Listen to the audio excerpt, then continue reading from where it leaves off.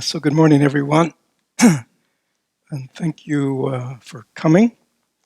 Actually, this weekend there's been going on a retreat for in our community, which is known as our transmission Dharma transmission group. Uh, well, why don't they stand up so you can kind of see who they are? So, could everybody in the Dharma transmission group just stand up, and I'll explain who they are, just so you have a face. And there are actually a few more that couldn't be here this weekend. So these are people, for those of you in our community, these are people in our Dharma transmission program. Now you can be seated. So let me explain for those of you who don't know what that is.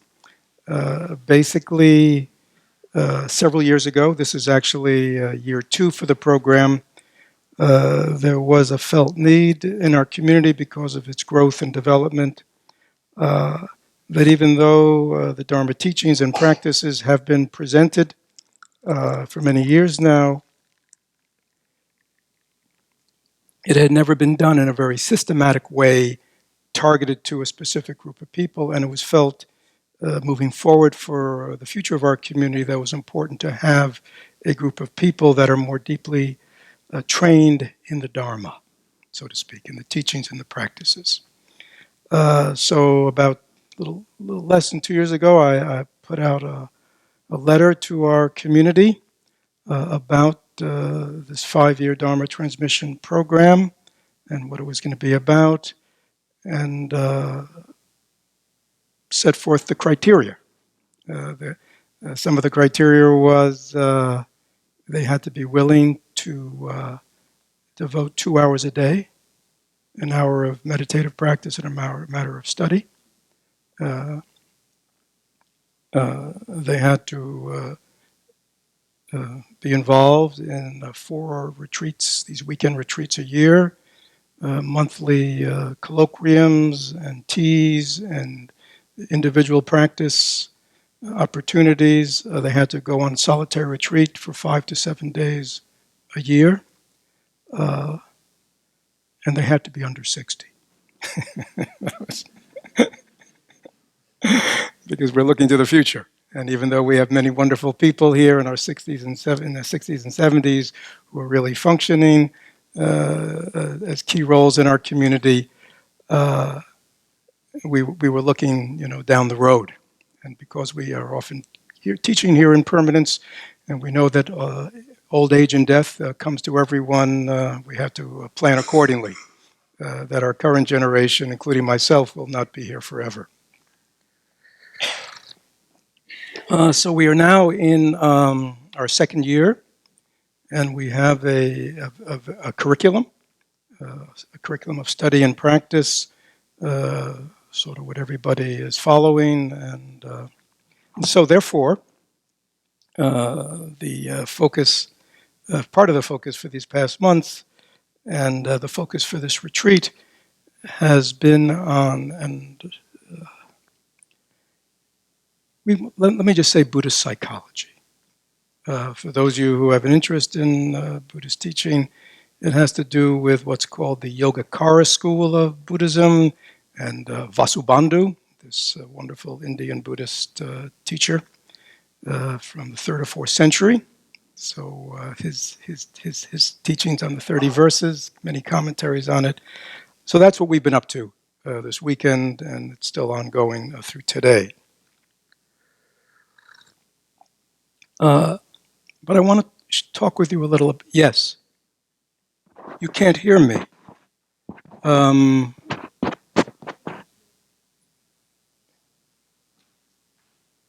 There are special hearing devices. They're all gone. Uh, can I do something with this?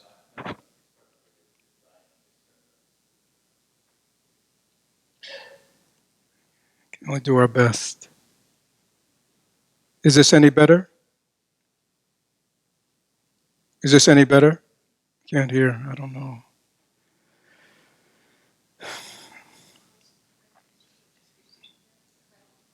What? What? Switch places? I should go back there?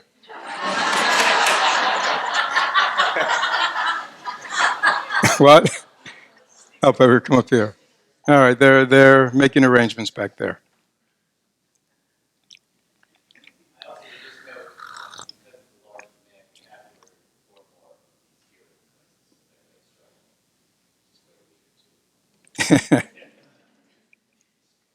So we understand the process of aging. So again, we are a very psychologically oriented society. Many of you here are here because you are psychologically oriented. People, when they have emotional issues, behavioral issues, relationship issues, they go to a psychologist or a therapist. So, in our world, our current world, psychology and psychological healing is very present. And we often think that way. We relate that way. We talk that way. Well, please understand that before there was psychology and psychiatry, there was Buddhism. And what these Buddhist teachers and masters and meditators have been up to for 2,600 years is looking at the same exact thing that modern day mental health people look at, which is, why do people suffer? And how to remediate that suffering so people can be healthy and happy and lead fulfilling lives. Okay? And so this is what Buddhism is about. So oftentimes modern day people call the Buddha the great psychologist. And very much the Buddhist teaching is a psychological teaching. But it looks at the mind and experience very differently than Western psychology. Right? So it is important, I think, for those of us, and very insightfully, who are interested in healing and transformation in our lives, understand the psychology that's really behind meditation, that's behind mindfulness. So you understand the context of what you are doing. Is that clear?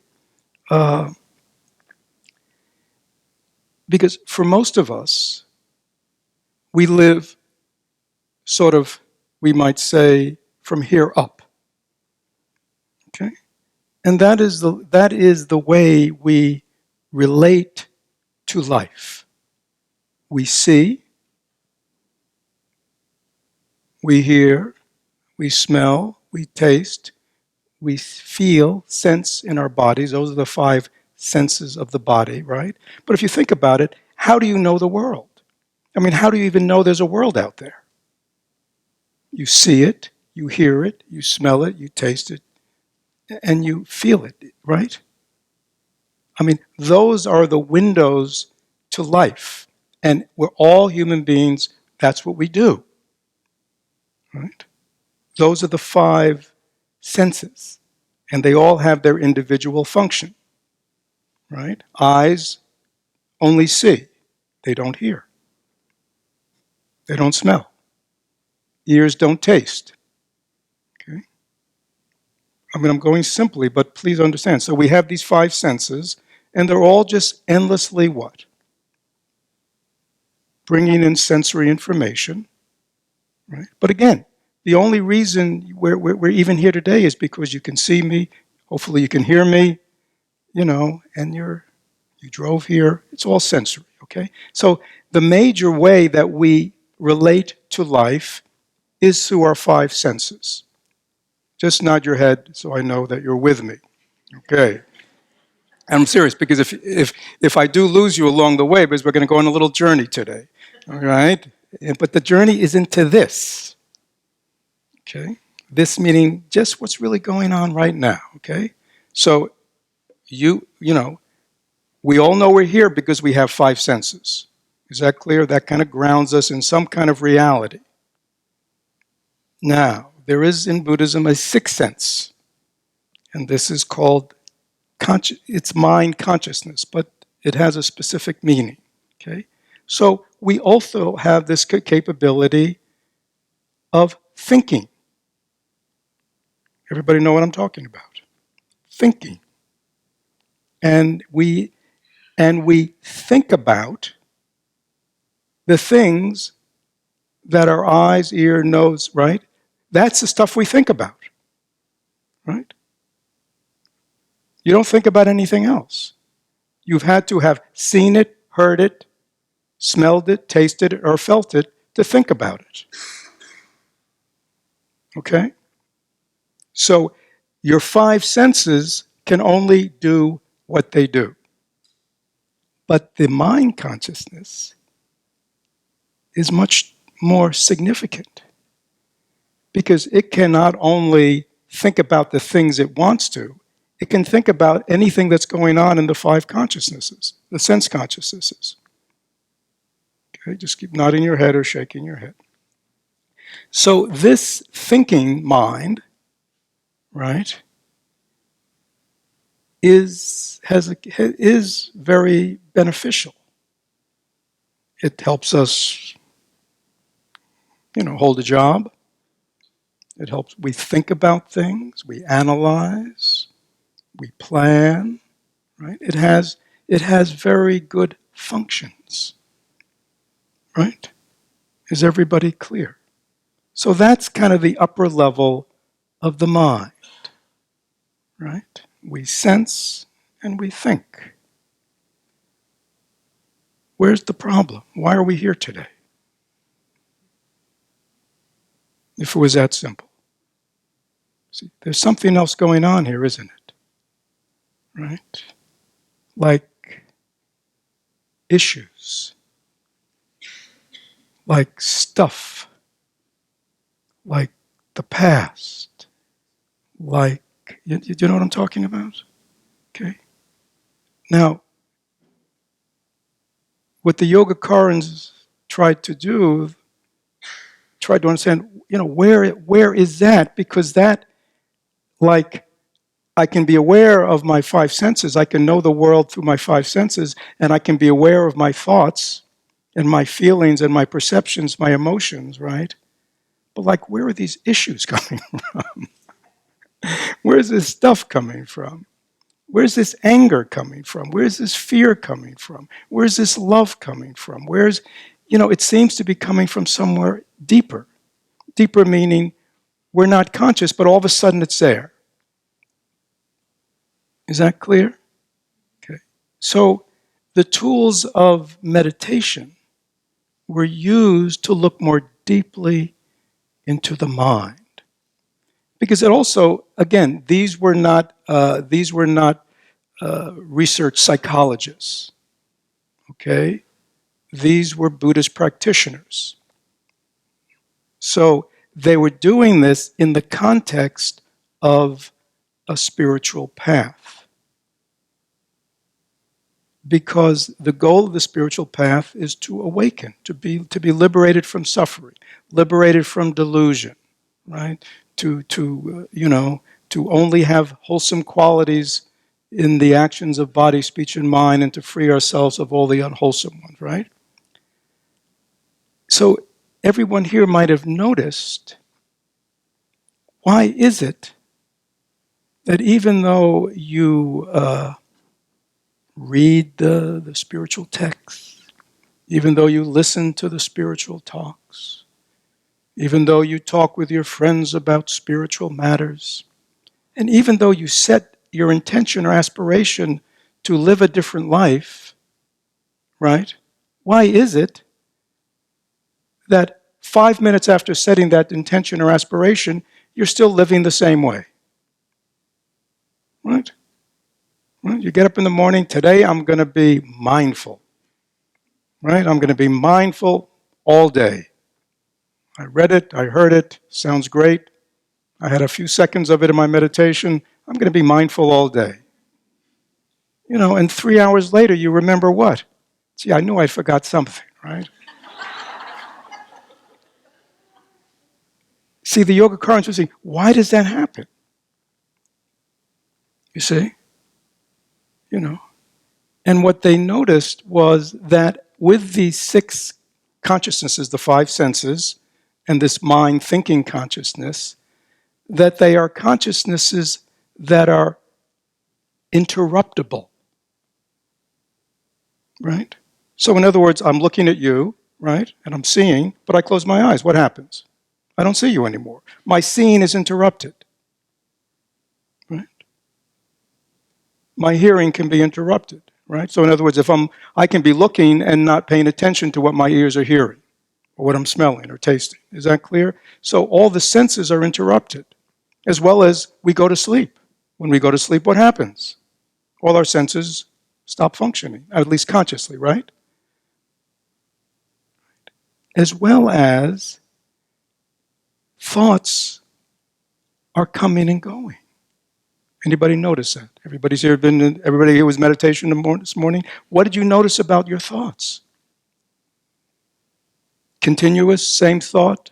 No, coming, right? So the thinking mind also is constantly subject to interruptions, right? The biggest interruption we might think in our life is when we go to sleep, right? Let's say we sleep 8 hours. No thinking for 8 hours. And then when we wake up in the morning, we start thinking again, right? And all of a sudden we start remembering what? What do I got to do today? We remember the drama we were concerned about the day before. We remember that one. You see, but the Yogacarans go, well, where was all that when I was sleeping? That all of a sudden it comes up again, right? Or all of a sudden you're going somewhere and you've made a vow. I am not going to be angry at this person again, right? Anybody ever make that intention? I'm going to stop saying angry things to them. I'm going to start saying, unkind things, right? Everybody here ever make that intention? And what happens? Right? Like that.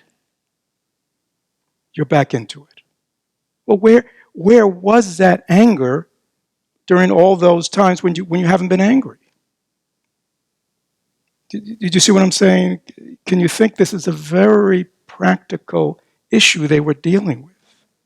Okay, where is all this stuff? And the other big thing was this sense of I, right? Everybody has this sense of I, me, my body, my life, my past, my future, my issues, my hopes, my dreams, my fears, right? My, I. We have an I, right? Well, where is that based? You see what I'm saying? Like where does that come from? Again, I sleep. When I wake up, the I resumes itself. You see? Or you go into a coma. Let's say or you faint, right? And when you're fainting, you're totally unconscious, right? None of your senses, you're not thinking anything. And then when you awaken from your fainting or you awaken from your coma, you just resume it. You just resume your life, right? You resume your identity. Right? You don't come out of your coma and go, wow, it's been blank for the last 30 days. I can just be whoever I want to be. Right? You don't wake up in the morning after sleeping a good 8 hours, your mind wakes up, you're totally fresh, and you go, who do I want to be today? And what kind of past do I want to have? Why not? Why do we get up in the morning and resume the same role we've always played? Does everybody, can you see? So this was going like, with an understanding, it must be somewhere in my mind, unless you believe in gods or other things that are controlling you and programming you or aliens. If you don't believe in that, then you have to believe that somehow it's in my mind, right? It was a very interesting. So you see, these early Buddhist Indian practitioners were scientists. You know what I mean? They were researching, issues and trying to, find the answers. But they were scientists of the mind. They were looking in the mind. And they used the mind itself and the powers of the mind to understand. Is that clear? So what they discovered, and this is very important for all of us, is that there is a deep, relatively unconscious area of the mind that they called the alaya vijnana. It's often translated as the storehouse consciousness. It's like, so the question is like, where's all this stuff stored? Right? That comes up. And if everybody sit in meditation, what do you notice comes up as you're sitting there? Like what came up this morning? What kind of things come up? What? A memory pops up. Just pops up. What else pops up? An issue resolved. You're sitting there.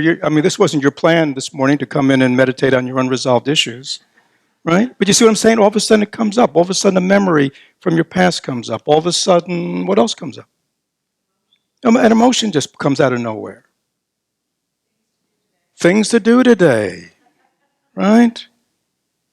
And on and on and on and on. And then it goes and something else comes up. Well, where's all this stuff coming from? We never even ask these questions, do we? We think this is just the way it is. Okay? So these meditators, masters, asked the question, and what they discovered was there is this part of the mind that is actually the biggest part of the mind. Actually, in one of the texts we've been reading, it described the storehouse consciousness. Anybody know an eggplant? It's like a big one. And on top of the eggplant, there's that kind of crown. And then, that's up here. And then the eggplant's like this.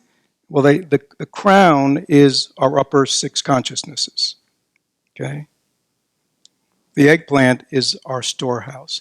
And what they discovered was that every action that we do of body, speech, and mind leaves an impression or a seed in the storehouse. And this is important to understand, especially for those of us who want to transform. This is why getting it up here, and many of us who are here today, we kind of get it. We get the spiritual path, we get the practices, we get all the reasons why it's good to be kind and not be unkind, and it's not good to be angry, and it's good to be loving, and it's not good to be judgmental and critical, and it's good to be right?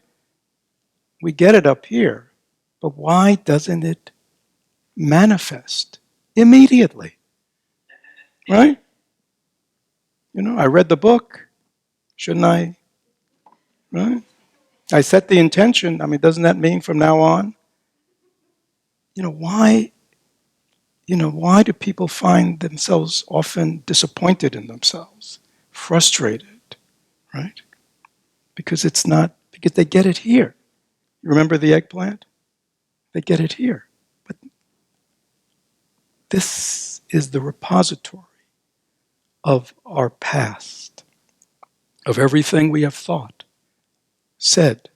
It's all left a little seed. It's all left a little impression. And that impression and seed will continue, according to the Yogacarans, forever, unless something else happens. Okay. Now, this storehouse consciousness, with all these seeds of our past experiences and conditions and everything, is a dynamic process. As you notice in meditation, right? Things are coming up, coming out. Things are coming up. We're in process, we're alive, we continue to think, feel, act, and read, and all the things we do, and as well as all this stuff from the past, and that's putting more seeds down. We're doing that constantly during the day, as well as all the old seeds are coming up, and whether we act on them or don't act on them, it has something to do with how the seeds then go back down. So this is a constantly interactive process. Seeds rising, seeds going back down, and there is this process of what's called perfuming. Perfuming, you understand the concept of perfuming. Perfuming or cologning. When somebody is wearing a strong perfume, what happens? The whole room can smell, as well as the perfume can get into the what? Clothes, right? And if somebody hugs you or something who's heavily perfumed, it gets into your clothes. So there is also this thing that the seeds are perfuming us. They're perfuming our unconscious. So it's not just a seed, but also it becomes like a disposition, you see. It's like, I was saying this to the people yesterday, it's like, why is it? Let's say somebody does something, or somebody doesn't do something, and we are resentful. We're a little irritated. We can even be a little angry, hurt. Everybody with me? Okay. Now, why does that very quickly become a total indictment of that other person? And all of a sudden, you're thinking about how terrible they are and all the terrible things they've done, and you're remembering every fault that they ever had, right? Everybody know what I'm talking about, how quickly it spreads. That is this sense that they are kind of interconnecting with each other and perfuming each other, right? So it very quickly kind of spreads like a perfume, right? Somebody with a strong perfume comes into the room and the whole room smells. Okay? So in a certain sense, that even though we've only put down kind of an angry seed from that situation, it begins to perfume other seeds, and all of a sudden other things start coming up. And this is, again, when I use words, it's not really like that. You see, it's very quick, it's immediate. You don't even know what's happening. Anybody ever the experience of going, I can't believe, just like people say, just like that, I was angry. Just like that, I was hurt, right? Just like that, I was scared. It's like we don't even know where it's coming from. We feel like swept away. Well, now you understand where it's coming from. Okay? It's coming from your storehouse consciousness. Okay? Well, we'll talk about this. Now, there's one other very important piece that they also discovered or were concerned about. And this is, there seems to be something in our mind that says, I am the one in control of all this. All this belongs to me, is happening to me, right?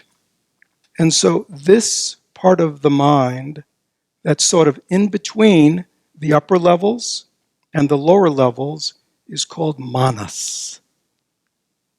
Manas, M-A-N-A-S. And manas is the sense of self, right? Manas looks toward your storehouse consciousness and everything in it and says what? That's me, right? That all belongs to me. It looks up at the at the five sense consciousnesses and the thinking consciousness and says what?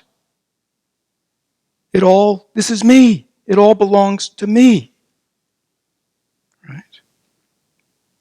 Now, in Buddhism, psychology, this manas, this sense of self, this self-identity, this part of ourselves that makes everything about itself, is the culprit in our suffering, is the major culprit. Because self, ego, whatever you want to call it, is only concerned about one thing. What? It's self. Have you noticed that? If you happen to get into a relationship to somebody, and this is just very private, nobody has to publicly disclose, have you noticed that in your relationship with other people, your primary concern is what? Anybody willing? All right, do you want me to say it for you? It's me. My happiness. Are my needs getting met? Are my desires getting met? Are things going the way I want them to go? Are people acting the way I want them to act? Isn't that true? She says yes. Yeah, right? As we go through our day, if you really attend to your inner dialogue, what is he or she concerned about all day?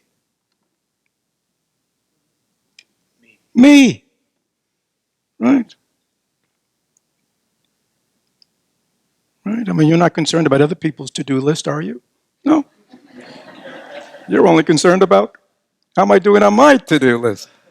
We're not going, I wonder if I can help anybody else today with their to-do list. It's just, how am I doing with my to-do list? How am I doing in this conversation? People thinking I'm smart? How am I looking? Go check the mirror quick. How am I looking? Can you see? It's a chronic situation. This manas is also called the grasping mind. It's always grasping. It's always attaching. It's always wanting. It's always needing. Is that clear? And so what happens, remember the storehouse? And again, I'm just making a picture. See, in this movement, up and down, of all these seeds, manas is in the middle. It's all filtering through self, right? So self is, distorting the way we think, because the way we think becomes self-centered thinking. Right? It's all about me. I, me, mine. What's in it for me? How am I doing? Do they like me? Am I successful? Why didn't I get the promotion? Why don't I have this? Why do they have that? Which brings up the other point is if there's a me over here, then everything I see and perceive is external to me. So I feel disconnected. I feel separate. I feel alone. The I feels very lonely. Right? And so it's always trying, it's insatiable in getting its needs met. Has anybody noticed that there's a problem in life? That no matter how many needs of the self, of the ego we meet, has anybody ever noticed that it's never enough? It's never enough for the ego. It always wants more. It always needs more. Why is that? Because it doesn't really exist in any real way. The only way it can prove it exists is by keeping us occupied, fulfilling its needs. I often see manas as, the Wizard of Oz. Right? Do you remember that great scene at the end? Remember the great and terrible Oz, and he's got this, gigantic face and this strong voice and this smoke, and remember him? And all of a sudden, Toto exposes that behind that imperious, demanding, right, ordering about wizard is what? It's all smoke and mirrors. Behind it's remember, he's a little old guy, And do you remember when he realizes that they can see him? Remember that scene? It's all over. Of course, this is what meditation's about. Okay. But that's very much like that. We have this manas within us that is endlessly demanding, endlessly issuing commands to us, endlessly concerned and worried about itself, keeping us hopping all day, all night, when we wake up in the morning. And it's never satisfied. So that is why it is unfortunately a normal human condition these days to not feel at ease,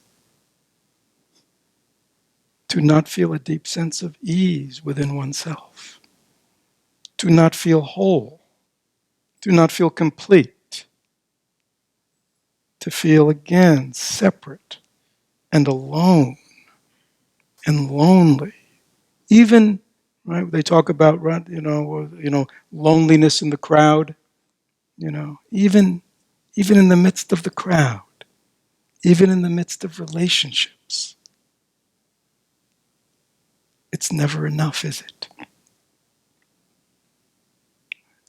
How many times in relationships do people feel unloved, right? And they want whoever they're with to what? Prove to them that they're loved, right? Well, why is that?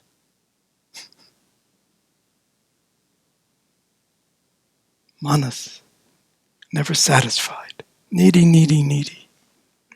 Needy, needy, needy.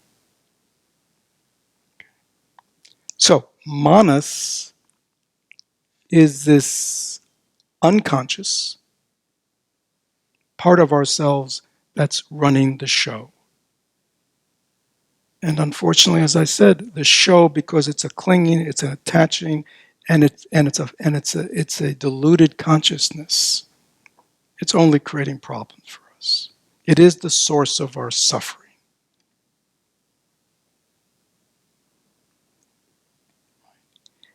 And it is the understanding why, for those of us who have practiced, who have read, have studied, and have wondering, why does it still, even though there have been some positive changes, why does it still, on a day-to-day, moment-to-moment basis, still feel pretty much the way it always has been? Does everybody know what I'm talking about? You see. And now you know the answer. Because we've been working the transformation up here. And the real problem, part of the problem is up here. But the real problem, that which is really running the show is all here. In our storehouse consciousness and in our sense of self, the manas. Manas, Thich Nhat Hanh calls manas the lover. Manas is in love with itself. It's in love with its creations. It's in love with its thoughts. It's in love with its needs. Right? It's in love with itself. I was saying to somebody yesterday, we talk in our community about the cultivation of the four immeasurables, of loving kindness and compassion, And I said, we already are practicing these things. Don't say you don't know how to do it, but you're practicing them. We're all practicing them for ourselves, right? We all care about that our needs get met, right? We're all very supportive of our own needs getting met. And we're all very committed to ending our suffering, even at the cost of causing suffering to someone else, but that's immaterial. But we're all very committed. So we are already practicing, these teachings on love, but it's a self-love. It's narcissistic. We love ourselves. We're concerned about our own well-being at the expense of others. We care about our own goals, our own objectives, and we don't care about others. Now again, there are obviously degrees of this, right? There are some people who this is not so extreme. They're more selfless, less selfish. There are people that are more self-centered, egocentric. We have terms like this. Is that clear? So it's a continuum, but the continuum is all on the self. Is this all clear? This is very profound, but I think the key thing is to have a working knowledge of how Buddhist psychology sees the mind helps us understand how the process of transformation has to occur. And to again clearly understand that as long as the teachings is at the level of intellectual, conceptual, intermittent kind of practice, it will never get below here, much below here. It doesn't mean through changing the way we're thinking about things we cannot get some change. But the problem is the seeds of every, egocentric, miserable, unhappy, angry, sad, judgment, the seeds are within us. And they will last forever. Whatever you conceive forever is. Unless what? Unless they're transformed. Somebody who's on the path is somebody who is deeply transforming their storehouse consciousness. They are making sure that from now on, they are only putting wholesome things in their storehouse. Okay. I used the analogy yesterday with somebody, it's like if you had a garage, right?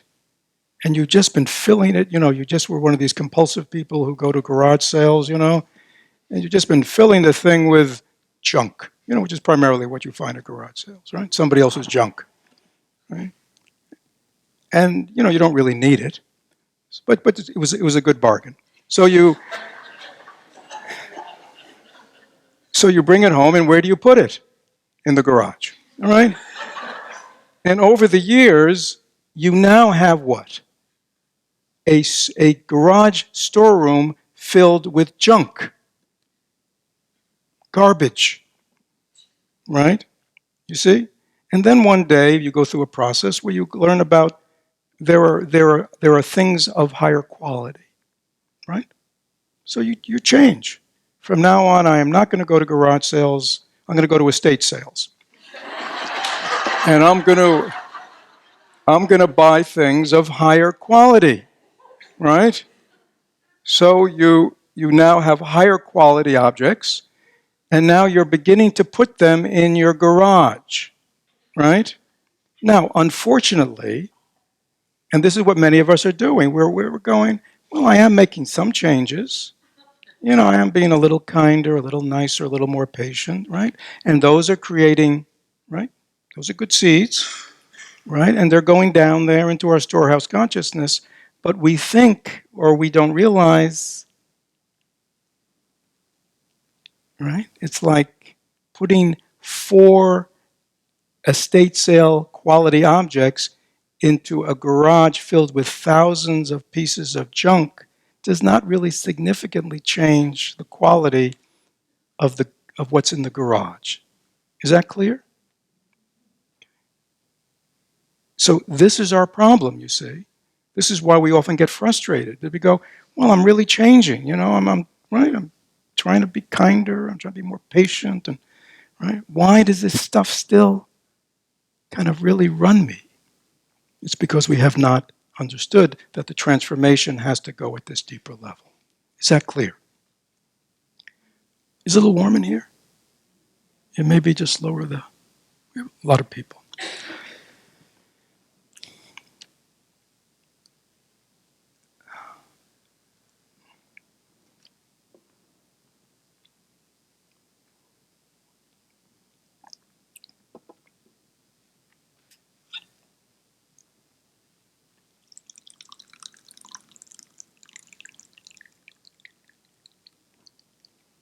celebration of the AC, I'm drinking some hot tea.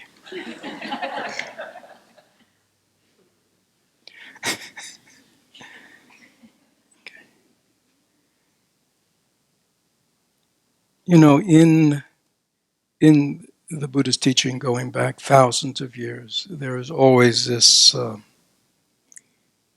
key saying that says, and you've probably heard me say it many times, goes back to the Buddha, you know, hear the teachings, reflect on the teachings, then practice the teachings. Okay?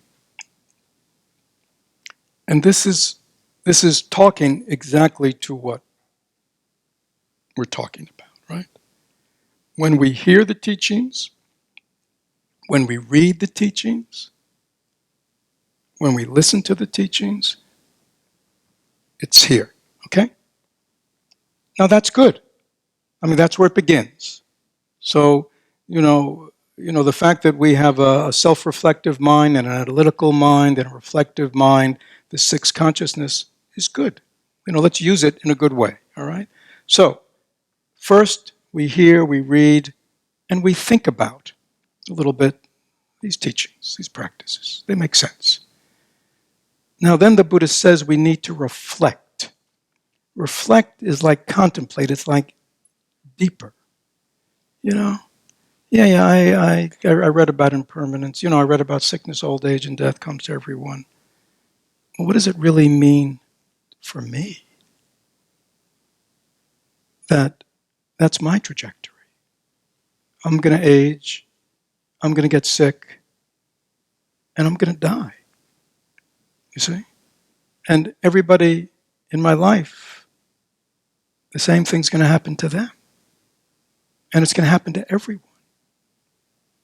What is it? You see what I'm saying? This is like a deeper reflection, contemplation. It's beginning to get down into that place where we have a lot of our mistaken beliefs about life.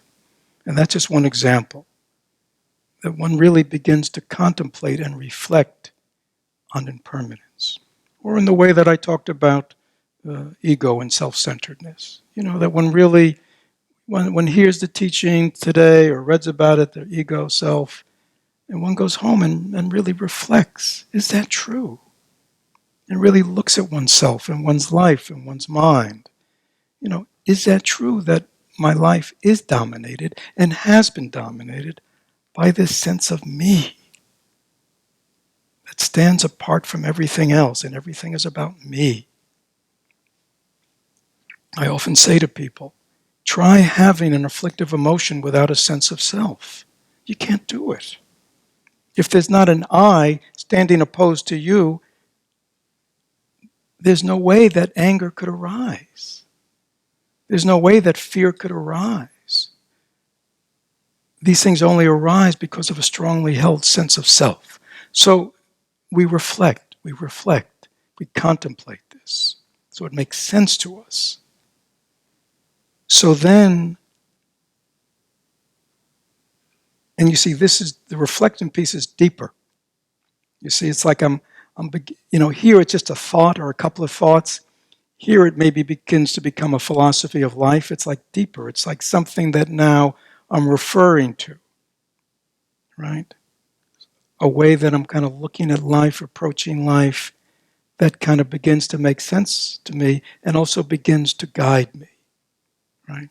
It's deeper than just a passing thought, right?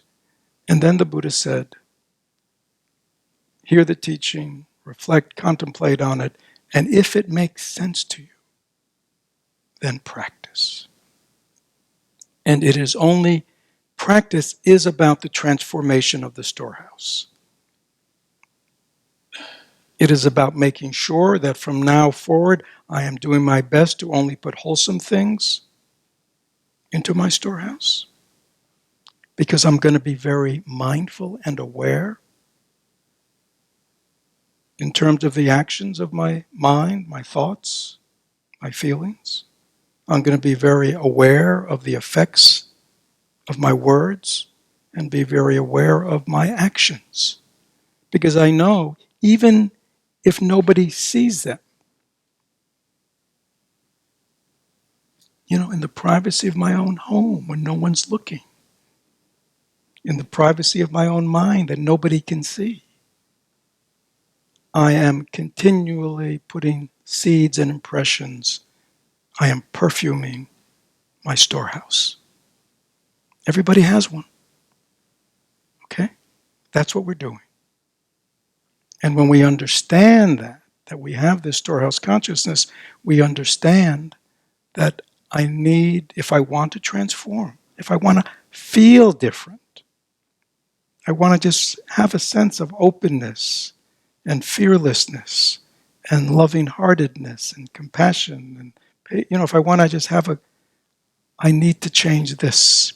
And I change this by cultivating a whole repertoire of wholesome, right? Actions of body, speech, and mind, as we say. And as well, probably even more important, I have to understand that this storehouse consciousness is a dynamic process and that it is continually affecting me.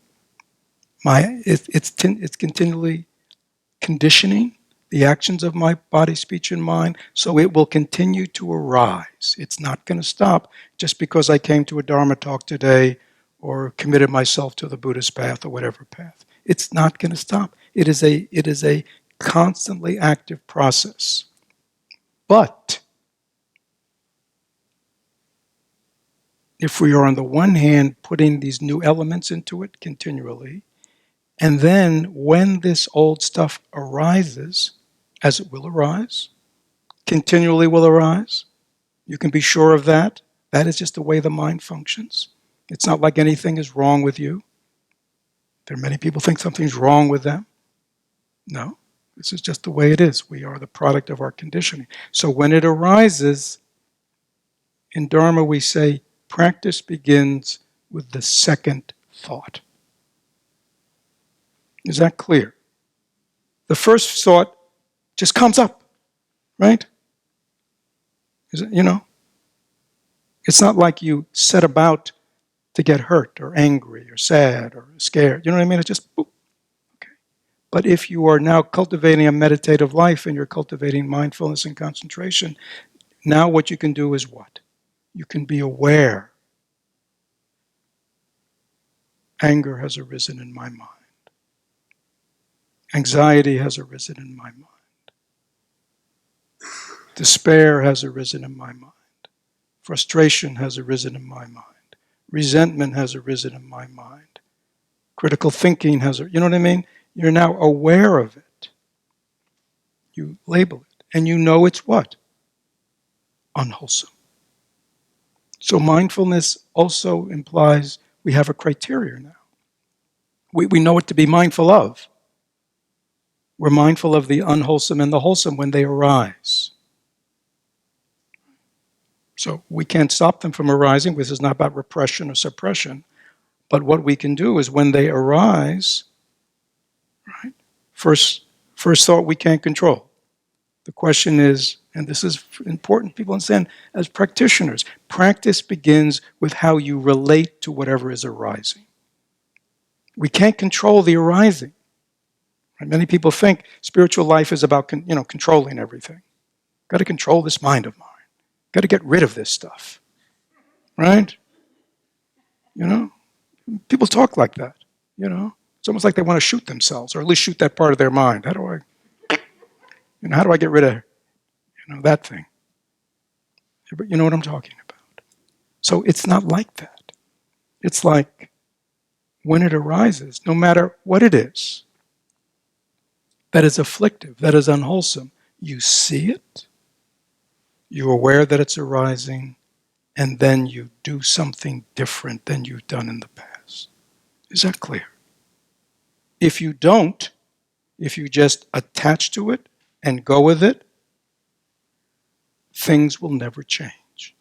And that action, whatever you're doing in your mind or your speech, will then continue to go back down into your storehouse the way it came up, right? And if you really give it a lot of play, it could even go down stronger. Okay. If you want to transform, and what the Yogacarans talked about was that enlightenment is a process of transformation at the base. So we transform the base by being very conscious about putting only quality things in from now on, right? And rather than getting rid of all the old stuff, we transform it. Because when it arises now, we are careful. We know it's arising.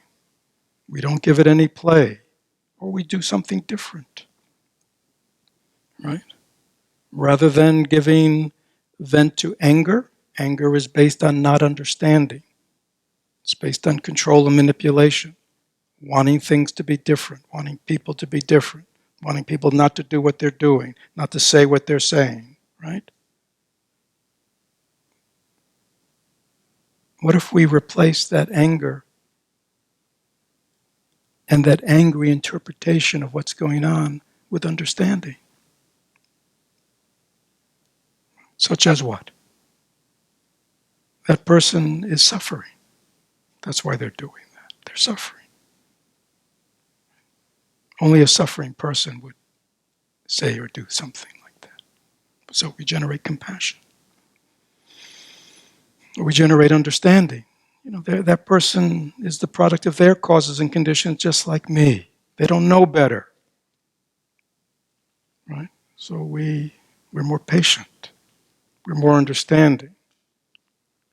Right? So we've done what? On the one hand, we have not in any way given play or intensified the afflictive emotion, let's say of anger, but as well as we have cultivated what? Compassion, patience, understanding, which goes down, right? It leaves its seeds. So can you see the dynamic process here? Over time, not tomorrow, not next week, but over time, if one practices in this way, mindfulness, concentration, insight, if one practices in this way, transformation at a deeper level begins to unfold. This is the path to awakening. This is the path to transformation that is more than just up here. Okay? Because this is, watch your mind, right? If you're in meditation and you watch your mind, what do you learn about your mind? Is it stable? Really something you can depend on. This is a real source of stability there. Is it highly discerning and intelligent, always wise? Well, it's filled with nonsense. That's at its most benign. But at its true, it's really just filled with all kinds of distorted ideas and self-centered thinking. It's, right? It's not a good friend, especially if you want to change. Because it only knows itself as it was in the past. You see, that's all it knows. Now again, this thinking, discerning, self-aware mind, this sixth consciousness, is also the one that helps us have the idea that there is another way. That the way I've been living has not been very satisfactory, has not been very beneficial. Right? So many people think, meditation, I got to kind of get rid of this thinking mind. That's the problem. No. It's this thinking mind doesn't think clearly. We need to develop right thinking, clear thinking. We need to have thoughts that serve us, right? Serve our aspiration, serve our desire to transform, to be of service, to be of help, to be a loving, wise presence in the world, in our families, in our communities, in our world. How are we going to do it? Through this process of transformation. I don't think, are there any questions? It's all simple stuff, isn't it? Yes. You talked about when somebody says something to you and this rage comes up. Yeah. And then you say, I can do this differently this time. But I'm just kind of curious, do you address it with the person who spoke to you, or is this all internal? Well, hold on. I mean, communication, you should have been, there was a workshop here a couple of weeks ago. So the key piece here is we got to get our act together. You see? Right? At this point in life, for most of us, our only concern is getting everybody else's act together. Okay? Let's be honest here, right? You know, our mission in life is to get everybody straightened out. So they're doing what we want, acting what we want, responding to us what we want, right? That's the truth. And if we're serious about transformation, we need to start looking here first, right? That's the difference between, let's say, someone who lives a truly spiritual meditative life and a worldly person. The worldly person sees the problem where? Out there. Why am I unhappy? Why am I screwed up? Why am I this? Why am I that? Because of you, because of situations, because of conditions. Okay. The truth is we are screwed up because our minds are screwed up. We're unhappy because unhappiness is arising in our mind. Anger is arising where? Somebody just said something. What's the big deal? I mean, where's the rage? There's no reason for rage. Somebody just did something, said something, didn't say something. The rage is coming from here. Now you know it's coming from your storehouse. Because your storehouse probably has a long history of when it meets situations where people are not saying or doing what we want, it gets what? Angry, angry, angry, angry. Hundreds of times, thousands of times. Strong seeds of anger in us. If we want to be free of anger, we need to look to where it's arising. And that's only in our mind. Right? If it wasn't in my mind, nobody could trigger it. People talk about triggers. Well, what's it triggering? Something within me, in my own mind. And I think if I can just get rid of those damn triggers, right? Then what? Then I'll be happy, right? If I can get rid of all those annoying, irritating people, then I'll be, I mean, I'll be the calmest person in the world, right?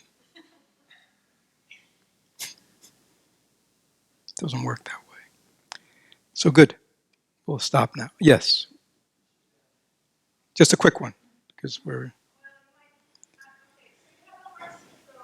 Mm-hmm.